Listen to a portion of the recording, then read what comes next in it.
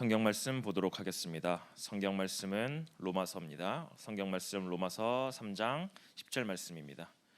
성경 말씀 로마서 3장 10절 말씀 다 함께 보도록 하겠습니다. 성경 말씀 로마서 3장 10절 말씀입니다.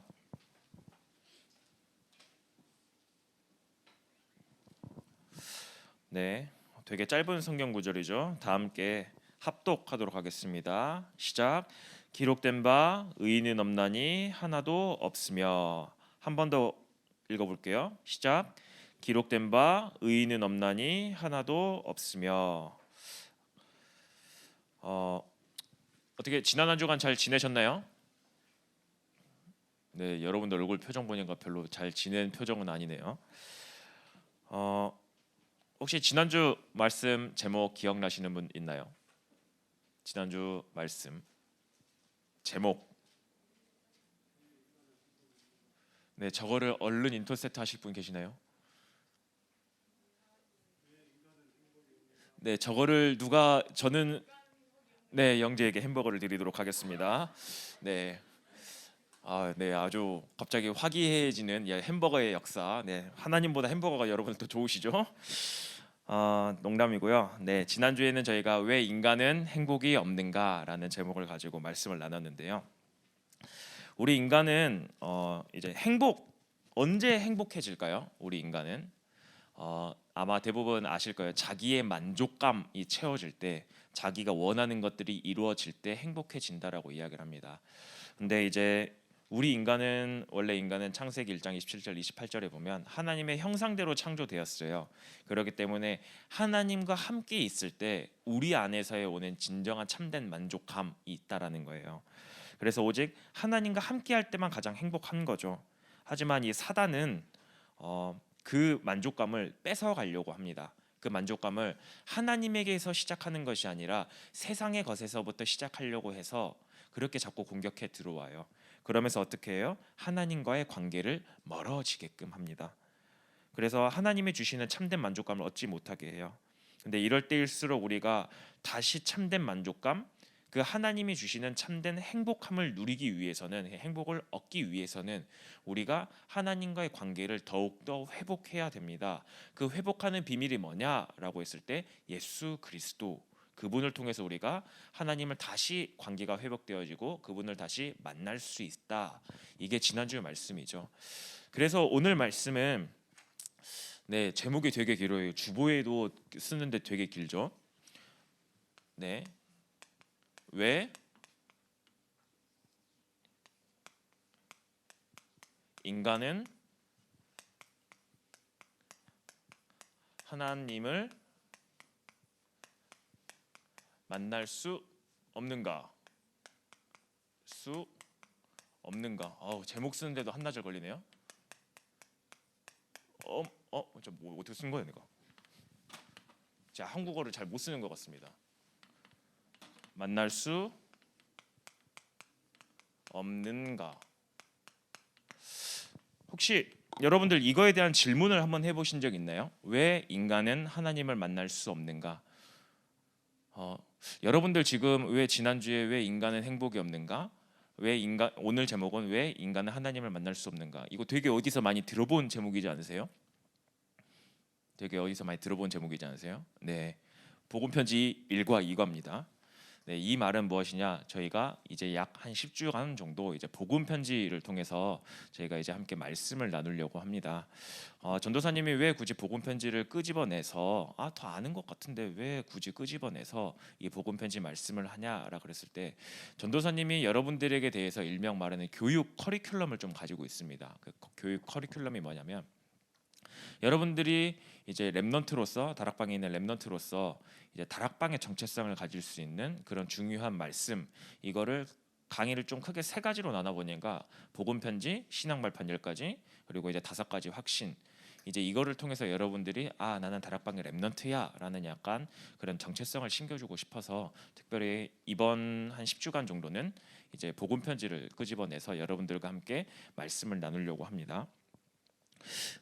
혹시 여러분들 이 질문 해보셨나요?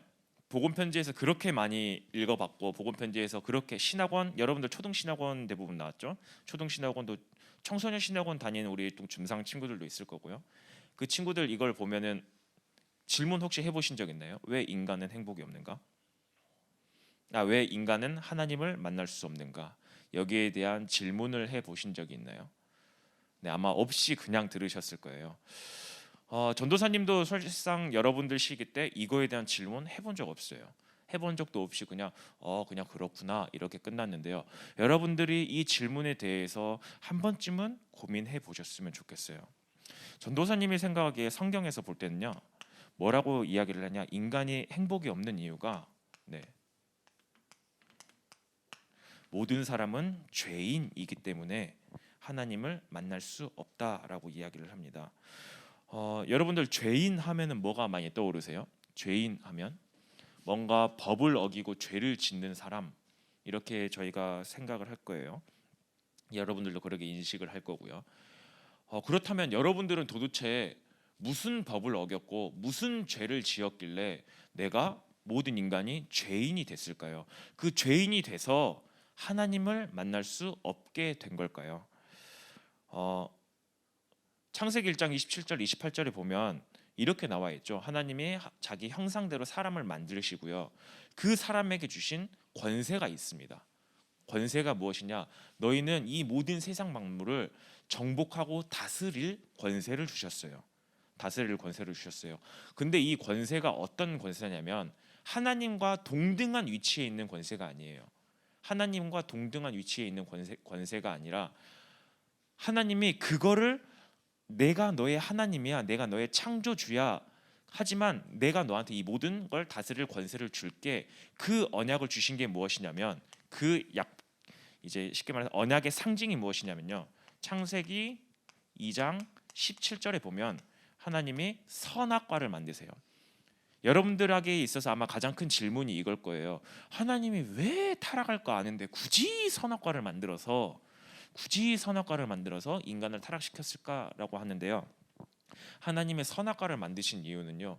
사람과 하나님과의 관계적 측면에서, 즉 내가 너의 하나님이고 내가 모든 우주 만물을 창조했고 너는 피조물이야라는 것을 나타내기 위해서 선악과를 만드셨어요. 그래서 선악과를 만들면서 딱 한 가지 약속을 했어요. 딱 한 가지 법을 제정하셨어요. 너 이거 절대 따먹지 마. 동산 모든 실과는 다 먹되 이거 따먹지 마. 이거 먹는 날에는 뭐예요? 정령 죽으리라. 네, 반드시 죽는다라는 하나님의 약속 법을 제정해 놓으셨어요. 즉 이거를 먹지 않으면 여러분 그 아담과 하와는 절대 죽지 않고 사망의 권세에 들어갈 이유가 없었어요. 이 법을 어긴 그 순간부터 법을 어겼잖아요. 법을 어긴 그 순간부터 사실상 그 법이 작용을 하기 시작한 겁니다. 그래서 모든 인간은 죄인이 되기 시작한 거예요. 법을 어겼으니까요. 단순하게 우리가 법을 어겼다 이런 수준이 아니라 창세기 3장 사건을 뭐라고 이야기를 했냐? 하나님의 말씀을 불신하기 시작했어요. 왜냐하면 사단이 정령 죽으리라를 죽을까 하노라라고 잠깐 의문점을 던졌잖아요. 거기에 사람들이 흔들리기 시작해요. 하나님의 말씀을 의심하기 시작했어요. 정말 저거 먹으면 죽을까? 정말 저걸 먹으면 죽을까?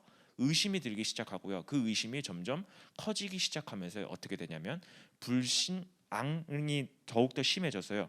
불순종을 하게 됩니다. 그 하나님의 말씀을 믿지 않고 떠나버리게 되는 거예요. 그 결과가 이러게 된 겁니다. 그래서 어떻게 돼요? 내가 하나님처럼 될 수 있다라는 교만함이 생기는 거예요. 하나님의 말씀에 불순종을 해버리니까. 그게 사실상 창세기 3장 사건의 문제예요. 단순하게 그냥 선악과 따먹고 죄 져가지고 떠났네 이 수준이 아니라 하나님의 말씀을 불신했고요. 그 불신이 커지다 보니까요. 그 말씀에 불순종하게 됐고요. 그 말씀을 어겨버린 거죠. 그러면서 내가 하나님처럼 될 거야라는 교만함에 빠지게 된 거죠. 엄청난 범죄인 거예요, 사실상은. 왜냐? 하나님은 처음 인간을 창조하실 때 어떻게 해요? 내가 너의 하나님이야. 너는 나의 피조물이야. 이렇게 창조하셨어요. 즉 상하 관계로 창조하셨어요. 동등 관계가 아니라 상하 관계로 창조하셨어요. 그런데 그 사람이 그거를 완전히 깨부숴 버린 거예요. 상하 관계에 있던 사람이 내가 하나님처럼 동등함을 취할 거야라는 그 죄를 범하게 된 겁니다. 그래서 어떻게 됐어요? 오늘 본문이죠. 로마서 3장 10절 말씀에 보면 뭐라고 되어 있나요? 의인은 없나니 하나도 없다라고 이야기를 해요. 하나님의 속성 가운데 의로우신 하나님이라는 단어가 있어요. 의롭다라는 게 사전적 의미로는 뭐냐면 윤리 도덕상으로 올바른 행실이나 착함, 공정하고 참되며 경건하고 정직하며 죄가 없는 상태를 의롭다라고 이야기를 해요. 하나님의 의는 사실상 이런 우리가 사전적인 의보다 더 크고 더 어마어마한 하나님의 의예요. 그런데 이 하나님의 의 앞에, 의로우신 이 하나님 앞에 설 수 있는 사람, 죄인은 설 수가 없어요. 왜냐? 마지막에 보면 이렇게 돼 있잖아요. 죄가 없는 상태. 하나님은 의로우신 하나님이기 때문에 죄가 없으세요. 죄가 없으신데 우리 인간은 죄를 짓고 난 이후부터 모든 사람이 죄인이라고 이야기를 하잖아요. 그래서 오늘 성경 구절에 뭐냐면 의인은 없나니 하나도 없다라고 이야기를 하는 거예요. 의인은 없어요. 여러분들 의인 아니에요. 여러분들 의인 아니에요. 모든 사람은 의인이 아니에요. 왜냐? 죄를 범해 버렸기 때문에 의인이라는 단어 자체가 죄가 없는 사람이라고 나타나 있거든요. 그래서 로마서 3장 23절 말씀에 모든 사람이 죄를 범하였음에 하나님의 영광에 이르지 못하더니, 우리는 모든 사람이 죄를 범해 버렸기 때문에요. 하나님 앞에, 하나님의 영광 앞으로 나아갈 수가 없는 상태가 된 거예요. 계속 말했잖아요. 하나님은 의로우신 하나님인데 의로우신 하나님 앞에 설 수 있는 사람은 의로운 사람만 설 수 있는 건데 이 세상에 그 누구도 의로운 사람은 없다라는 거예요. 왜요? 모든 사람이 죄를 범해 버렸기 때문에. 그래서 하나님의 영광에 이르지 못하게 된 겁니다. 그래서 사람들이 이 하나님을 만나보려고, 하나님을 찾으려고 나름대로 세상의 방법을 막 쓰기 시작해요. 그 세상의 방법 여러분들 정말 잘 알잖아요. 그 세상의 방법의 대표적인 거, 종교. 종교를 통해서 무엇인가를 하나님을 더욱더 찾아가려고 해요. 또 뭐가 있을까요? 고행, 혹은 선행.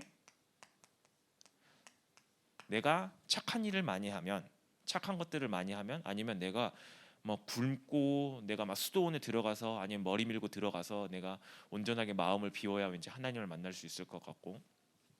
그리고 세 번째로 철학.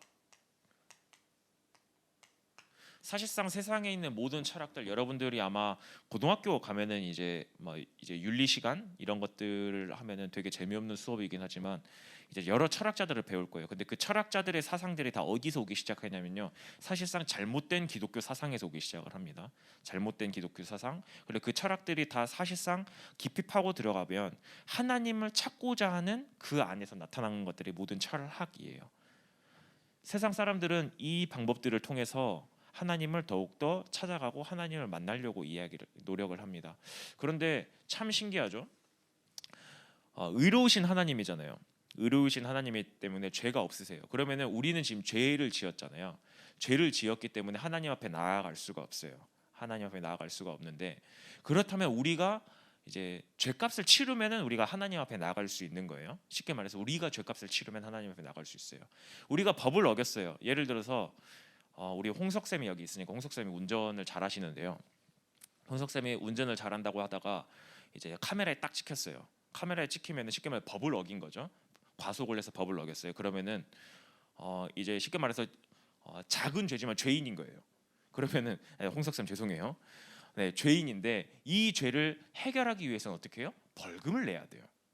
벌금을 내야 그 죄가 해결이 되는 겁니다. 이 죄를 계속 쌓이면은 나중에 이게 이제 가중처벌이 되기 시작을 해요. 그래서 나중에 잘못하다가는 감옥까지 갈 수도 있는 그런 상황이 되어지는 겁니다. 근데 여러분들 여기에서 뭐라 그랬어요? 하나님의 첫 법을 만드시고 나서 법의 효력으로 뭘 만들어 놨어요? 법의 형벌로 죽음. 반드시 죽는다라는 죽음의 법을 하나님께서 만들어 놨어요. 이 법을 어기면 반드시 죽어. 즉 다시 우리가 하나님 앞에 나아가기 위해서 죄값을 치르는 방법은 뭐냐? 우리가 죽는 것밖에 없는 거예요. 우리가 죽는 것밖에 없는데 여러분들 아시잖아요. 살아 있을 때 구원을 받을 수 있지 죽어서는 구원을 받지 못하거든요. 죽어서는 구원을 받지 못하거든요. 여러분들 이것들 종교 고행, 선행, 철학 이것들로 이 죽음의 문제를 해결할 수 있을까요? 여러분들이 죽음의 문제를 해결할 수 있을까요? 네, 해결하지 못해요. 왜냐? 죽으면 끝이거든요. 죽으면 끝이에요. 그래서 하나님이 새로운 방법을 나타내셨어요. 하나님의 방법을 하나님께서 직접 보이셨어요. 그게 뭐예요? 여러분들 너무나도 잘 알잖아요. 네, 하나님의 방법 예수 그리스도. 하나님께서 이 예수 그리스도를 통해서요, 여러분들의 죄값을 완전히 치루셔 버렸어요. 어떻게요? 저는 이 성경 구절을 너무나도 좋아해요. 아마 여러분들이 모든 메시지를 들을 때마다 이 성경 구절은 한 번쯤은 들으실 것 같아요. 로마서 5장 8절 말씀. 우리가 아직 죄인 되었을 때, 네, 여러분들 어디에 있을 때요? 여러분들이 죽음의 권세 아래 있을 때 그리스도께서 어디에서요? 십자가에서 죽으심으로 자기의 사랑을 확증하셨다라고 이야기를 해요. 여러분들이 잘나서가 아니라, 여러분들이 내가 좀 죄값을 어느 정도 덜어서가 아니라, 언제요? 그냥 죄의 권세 아래 있을 때, 나를 너무나도 사랑하셔서, 그래서 어떻게 됐나요? 마가복음 10장 45절에 보면요, 이렇게 나와 있어요. 마가복음 10장 45절에 보면, 인자가 온 것은 섬김을 받으려 함이 아니요 도리어 섬기려 하고 자기 목숨을 많은 사람의 대속 제물로 주려 함이라. 자기 목숨을 대신해서 주셨다라는 거예요. 우리가 아직 죄인 된 상태에 있을 때요, 하나님이 우리를 너무나도 사랑해서요, 그리스도를 보내서 십자가에서 죽이셨어요. 네, 죽으셨어요. 우리를 대신해서 죽으시고, 그리고 다시 그리스도라는 이름으로 부활하셨어요.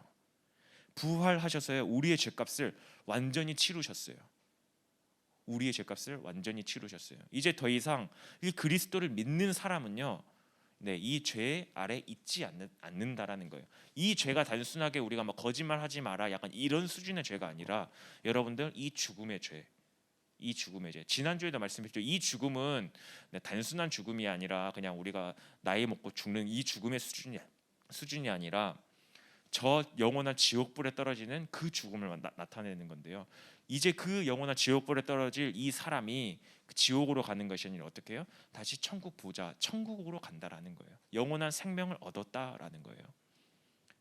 그런데 단순하게 그냥 너 이제 구원 받았어, 내가 이거 했어, 이렇게 하는 게 아니라, 어떻게 하나님과 다시 만날 수 있냐라고 했을 때, 로마서 8장 33절에 보면 이런 성경 구절이 있습니다. 로마서 8장 33절에 보면, 누가 능히 하나님의 택하신 자들을 고발하리요, 의롭다 하신 이는 하나님이시니. 우리는 누구예요? 원래? 네, 우리는 원래 죄인이에요. 죄인이기 때문에 절대 어때요? 의인이 될 수 없어요. 우리는 절대 의인이 될 수 없어요. 왜냐? 죄인이기 때문에. 그런데 하나님께서 어떻게 해요? 하나님께서 우리를 위해서 죽으시고요, 우리를 위해서 대속제물 되셔서 그 죄값을 다 갚으셨어요. 그러면서 그걸로 끝나는 게 아니라, 하나님이 여러분들을 너희들은 이제 의인이야, 하나님 직접 이렇게 불러버리신 거예요. 하나님이 직접 여러분들을 칭해버리셨어요. 불러버렸어요. 의의 옷을 입히셨어요. 나는 죄인의 옷을 입고 있는데, 아니, 너는 이제 더 이상 죄인이 아니라 의인이야, 의의 옷을 입혀버리신 거예요. 그래서 여러분들을 의인 즉 어떻게 해요? 다시 하나님 앞에 설 수 있는 사람으로 하나님께서 만들어버리신 거예요. 하나님께서 너는 이제 내 앞에 서도 돼, 괜찮아, 내가 너를 다시 만나줄 거야. 왜냐? 너는 의인이니까. 그 누가 너한테 의인이 아니라고 하더라도 내가 너를 의인으로 불러버렸어, 내가 너를 불렀어, 이거 하나로 끝인 거예요. 왜냐? 하나님이 직접 여러분들을 만나러 오셨으니까요. 그 죄값을 누가요? 그리스도께서 다 갚으셨어요. 언제요? 우리가 아직 죄인 된 상태에 있을 때요. 그렇기 때문에 우리가 다시 하나님을 만날 수 있게 된 거예요.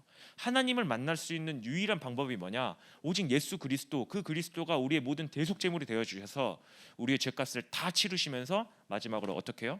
너는 이제 내 앞에 설 수 있는 의인이야, 그렇게 부르셨습니다. 말씀을 정리할게요. 우리 인간은 죄인이기 때문에 절대 하나님 앞에 설 수 없어요. 이 사실을 여러분들이 먼저 인정을 해야 됩니다.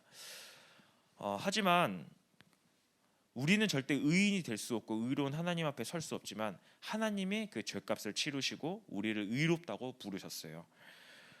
그렇게 하나님을 다시 만나게 되고 하나님과의 관계가 다시 회복되어진 겁니다. 이게 참 여러분들이 되게 좀 고민을 많이 하셔야 되는 게, 고민이라기보다는 좀 많이 묵상을 해 보셔야 되는 게, 이 일들이 어떻게 이루어진 거냐라고 했을 때, 제가 자꾸 분필 들어서 죄송합니다. 네, 이것들이 뭐예요? 은혜라는 겁니다. 우리의 능력, 우리의 노력, 우리의 방법, 이게 아니라 오직 뭐예요? 하나님의 은혜로, 내 의지와 내 힘과 내 노력과 상관없이, 언제요?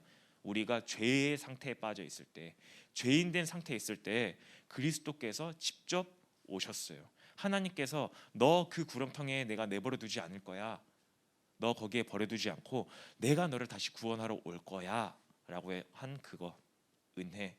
나는 절대 의로울 수 없는데 의인으로 다시 칭해 주신 그 하나님의 은혜, 이게 여러분들이 잘나고 여러분들이 멋있고 능력 있어서 나타난 게 아니라 오로지 하나님의 은혜. 이 은혜 받은 사람을 뭐라고 이야기를 하냐, 제가 이 단어 되게 많이 좋아하죠. 항상 마지막에 이 단어로 마무리를 짓습니다. 대부분 하나님의 자녀. 이 은혜 받은 사람을 하나님의 자녀.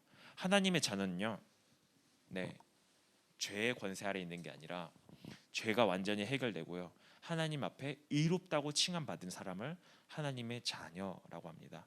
정말 우리 중등부 렘넌트들이 정말 이 하나님의 은혜 받은 사람이고 의롭다고 칭함받은 사람임을, 정말 이 정체성을 잊지 않았으면 좋겠습니다.